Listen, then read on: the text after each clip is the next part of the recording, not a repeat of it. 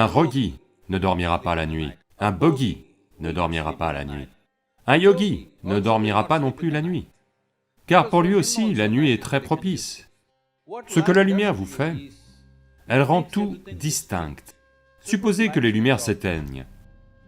Il y a un certain sentiment de manque de limite dans la nuit.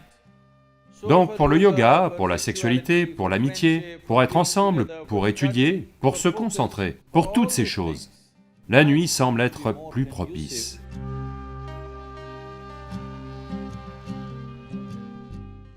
Ma question est la suivante, je sens personnellement que je fonctionne plus efficacement la nuit que pendant la journée. Ce n'est pas que j'ai changé mon horloge biologique ou quoi que ce soit, et que je dors pendant la journée. Mais c'est juste que je me sens plus productive, non seulement lorsque je travaille, mais en général. Je me sens dynamisé la nuit. Alors pourquoi est-ce ainsi? Peut-être que vous n'êtes pas dans le bon pays.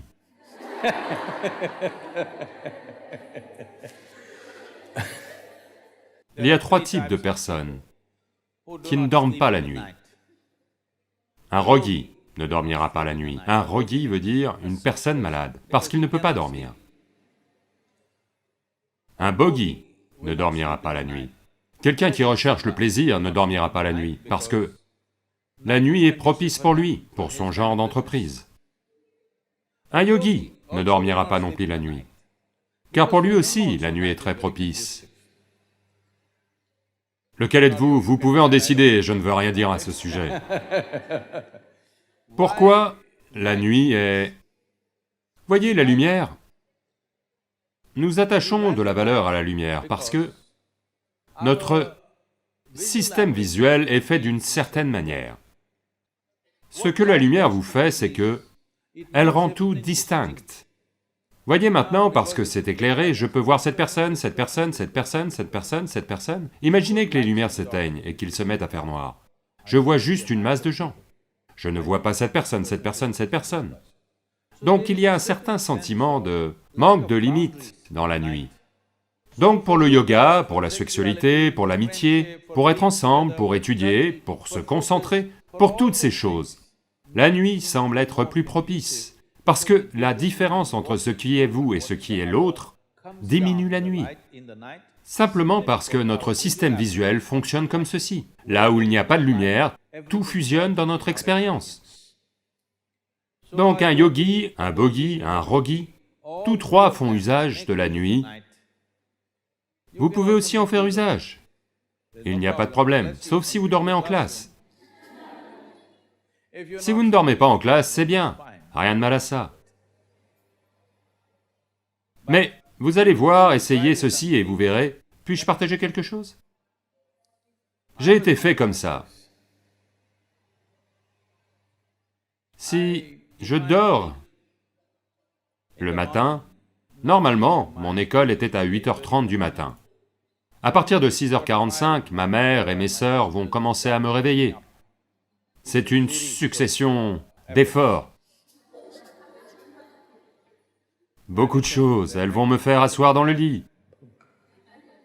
Elles vont venir me tordre le bras et faire ceci et cela. Ma mère le fait doucement, mes sœurs vont faire ça. Ensuite, elles vont me traîner et ma mère va me mettre du dentifrice sur la brosse à dents et me la donner, je vais la mettre dans ma bouche et... Elle va chercher mes vêtements et dire « Va prendre une douche, c'est l'heure, c'est l'heure !» Je vais dans la salle de bain et m'endors. Si personne ne me réveille, jusqu'à 1h ou 2h de l'après-midi, je vais juste dormir à point fermé, pas réveillé à me retourner dans tous les sens, simplement mort. Mais j'ai commencé à pratiquer le yoga à l'âge de 12 ans, en à peu près, peut-être 8 à 9 mois. Après ça, peu importe où je suis, même jusqu'à ce jour, où je suis, dans quel fuseau horaire je suis, chaque jour je suis dans un fuseau horaire différent, mais à 3h35, 3h40, je me réveille simplement. Parce que certains changements ont eu lieu dans la nature à ce moment-là, mon corps se réveille simplement. Si je veux, je peux me lever et faire ce que je veux. Si je ne veux pas, je peux dormir un peu plus.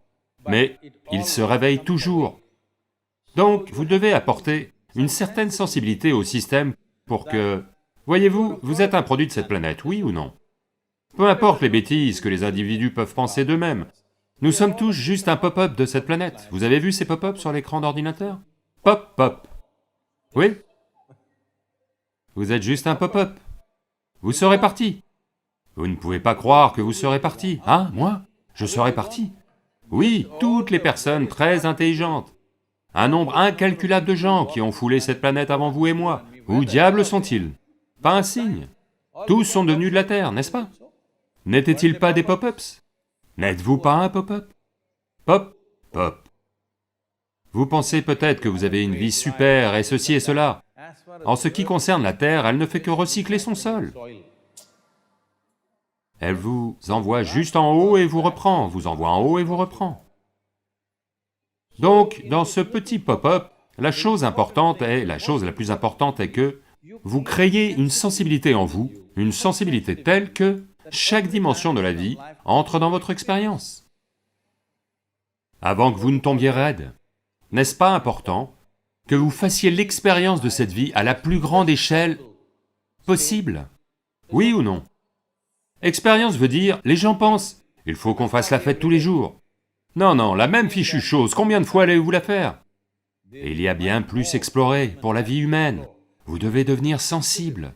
Quand je dis sensible, parce que le mot sensible est mal utilisé, dans le sens où, quand les gens disent « Oh, elle est très sensible », on est censé comprendre qu'elle sera blessée par à peu près n'importe quoi. Oui?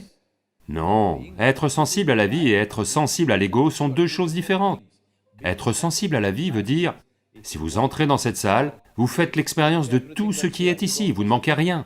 Si vous marchez dehors, vous ne manquez rien, chaque dimension de la vie devrait entrer dans votre expérience. Ceci est arrivé. Shankaran Pillai achète un âne. Il achète un âne de bas. Et l'homme qui vend l'âne dit, « Voyez, c'est un âne très sensible. Vous ne pouvez pas battre cet âne. Vous ne pouvez pas dire de gros mots, vous ne pouvez pas maltraiter cet âne. » Shankaran Pillai dit, « C'est super, chaque jour, ça me fatigue de battre ces ânes et de les maltraiter. Chaque jour, je dois dire des gros mots pour faire bouger ces ânes. Un âne sensible, ça me plaît, et il paye un petit bonus en plus, pour la sensibilité de l'âne, et le ramène chez lui. Il le laisse dans la grange, et le lendemain matin, il doit aller travailler. Il y va et dit à l'âne, « S'il te plaît, allons-y. » Pas de réponse. Il dit, « S'il te plaît, allons-y. » Rien. Il s'agenouille et prie. Rien. Vous n'êtes pas censé le maltraiter, vous n'êtes pas censé le battre. Ne sachant pas quoi faire, il retourne chez l'homme qui a vendu l'âne. Voyez, j'ai demandé, j'ai supplié, j'ai prié. Il ne répond pas, que suis-je censé faire? L'homme dit, vraiment, laissez-moi voir. Et il arrive. Il ramasse un gros bâton comme ça.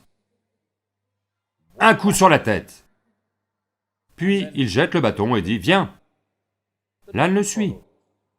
Shankaran Pillai devient furieux, espèce d'idiot, vous avez dit que c'est un âne sensible. Et la façon dont vous avez frappé cet animal, je n'ai jamais frappé un animal comme ça de ma vie. Il dit, non, non, non, non, il est très sensible. D'abord, vous devez attirer son attention. Donc, développer sa sensibilité veut dire, si vous fermez simplement les yeux, vous devez savoir quelle est la phase de la lune là maintenant. Parce que tout cela joue sur votre corps. Chaque jour, ça joue sur votre système. Avez-vous vu que si c'est la pleine lune ou la nouvelle lune, la mer tout entière monte? Il y a des marées, n'est-ce pas? Vous êtes allé en bord de mer ou pas? Oui, il y a des marées. Oui, l'océan tout entier tente de s'élever. 72% de votre corps est constitué d'eau. Vous pensez que rien ne s'élève? Ça s'élève. Pour chaque position du soleil, de la lune et beaucoup de choses qui ont lieu pour la planète, elles ont lieu pour vous. Vous devez devenir sensible à la vie. Alors, vous saurez comment gérer chaque aspect de votre vie. Ne devenez pas sensible à l'ego, ne devenez pas sensible à la société. Sensible à la vie, si vous le devenez. Ce qui se passe avec cette vie, si vous savez cette unique chose tout le temps, vous verrez, votre GPS est allumé. Il n'y a vraiment pas de problème, vous ne vous perdrez jamais, peu importe qui dit quoi. Dans quel genre de situation vous êtes, vous n'êtes jamais perdu, parce que vous êtes sensible à la vie. c'est tout ce dont cette vie a besoin, que ceci devienne sensible à la vie. Là maintenant, nous avons développé une structure psychologique qui n'a rien à voir avec la vie. Elle a quelque chose à voir avec la scène sociale, rien à voir avec la vie.